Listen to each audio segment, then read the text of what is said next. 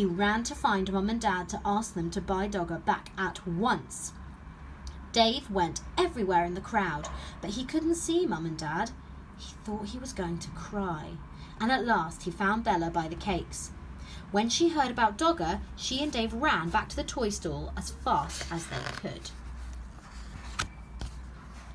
But something terrible had happened. Dogger had just been bought by a little girl. She was already walking off with him.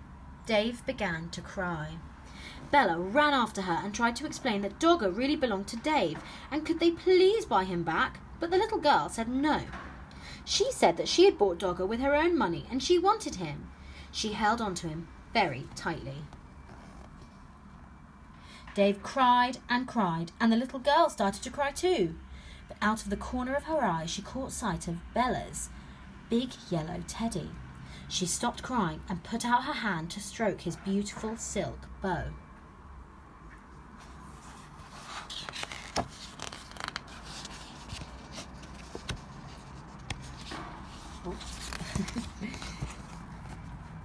Then Bella did something very kind. "Would you swap this teddy for my brother's dog then?" she asked. Right away the little girl stopped crying and began to smile. She held out Dogger to Dave, took the big teddy instead, and went off with him in her arms. Then Dave smiled too. He hugged Dogger and he hugged Bella around the waist. "Thank you, Bella," he said. That night Dave had Dogger in bed beside him. Bella was practicing somersaults. "Shall you miss that big teddy?" Dave asked her. "No," said Bella. "I didn't like him much, really. He was too big and his eyes were too staring.